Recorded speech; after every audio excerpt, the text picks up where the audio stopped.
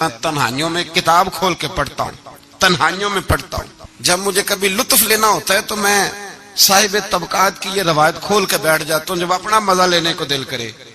حضرت عثمان غنی شہزادے تھے، دولت مند باپ کے بیٹے تھے، رئیس اعظم تھے۔ امیروں کے بچے نازک مزاج ہوتے ہیں، موڈ کے مالک ہوتے ہیں۔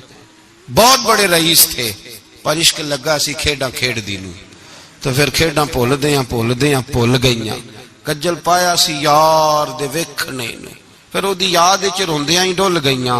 حیدر شاہ اس گلی کدے نہ رول دی، پر ہن تے رول دی 4-5 دن کے بعد مدینے آئے، سفر پہ گئے ہوئے تھے۔ حضور کے پیچھے نماز پڑھی تو محبوب کے چہرے پہ ذرا نکاہت ہے، کمزوری ہے۔ حضرت بلال کو ملے، کہنے لگو بلال میں 4 دن باہر رہا ہوں، حضور کے چہرے پہ کمزوری کیوں ہے؟ جناب بلال کہنے لگے جا گھر جا کے پوچھ لے۔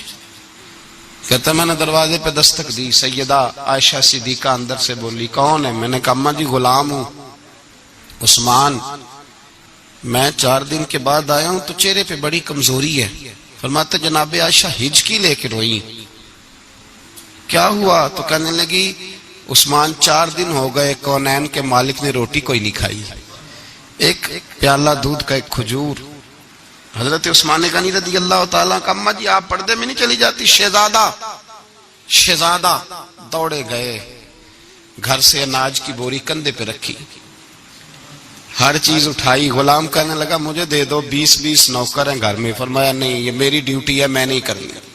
عثمان خود گئے، رسول پاک کے گھر میں جھاڑو دیا، چولہے میں آگ جلائی۔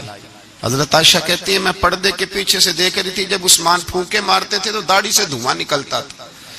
پھر عثمان جس نے پانی کا پیالہ بھی خود نہیں پیا تھا، اس نے سالن پکایا، پھر روٹیاں پکائیں تو ہاتھ جلے۔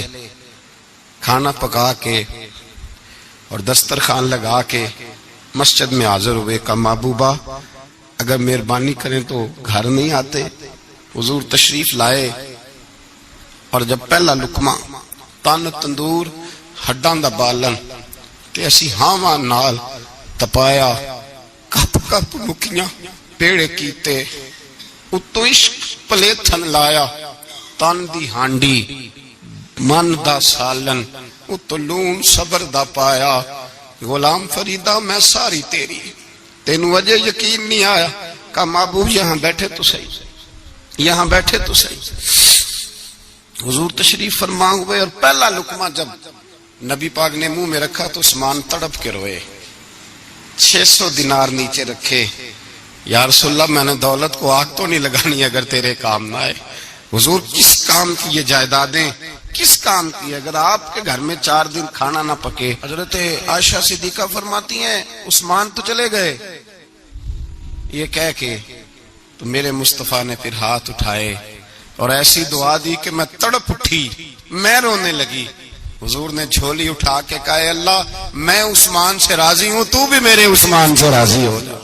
حضرت عثمان غنی رضی اللہ تعالیٰ عنہ ساتھ تھے جب نبی پاک صلی اللہ علیہ وسلم 1400 صحابہ کو لے کے عمرے کی نیت سے نکلے۔ حدیبیہ کی مقام پر کافروں نے روک لیا، کہا عمرہ نہیں کرنے دیں گے۔ حضرت سیدنا عثمان غنی کو نبی پاک نے سفیر بنا کے بھیجا۔ جناب عثمان غنی کئی سالوں کے مکے سے بچھڑے تھے، سامنے کعبہ نظر آیا، احرام بندھا ہوا ہے۔ جب سفیر بن کے گئے تو ابو سفیان کہنے لگے عثمان ہم تیرے رسول کو تو ابھی عمرے کی اجازت نہیں دیتے، باقی لوگ تو نہیں آتے، وہ سامنے کعبہ ہے، وہ حجر اسود ہے، وہ سارا کچھ ہے، طواف کرنا ہے تو کر لو، استلام کرنا ہے تو کر لو، اگر تم نے کعبے کے اندر نماز پڑھنی ہے تو پڑھ لو، صفا مروہ کے پھیرے لگاؤ، تمہیں اجازت ہے۔ جناب عثمان غنی فرمانے لگے قسم ہے رسول کی زلفوں کی، جب تک میرے مصطفیٰ طواف نہیں کریں گے عثمان بھی کوئی نہیں کرے گا۔ عثمان بھی وہ کون سا طواف ہے جس میں طواف اور مدینے والا نہ ہو؟ وہ کون سا عمرہ ہے جس میں عمرہ ہو اور رسول پاک نہ ہو؟ وہ کون سا حج ہے جس میں حج ہو اور امام الانبیاء نہ ہو؟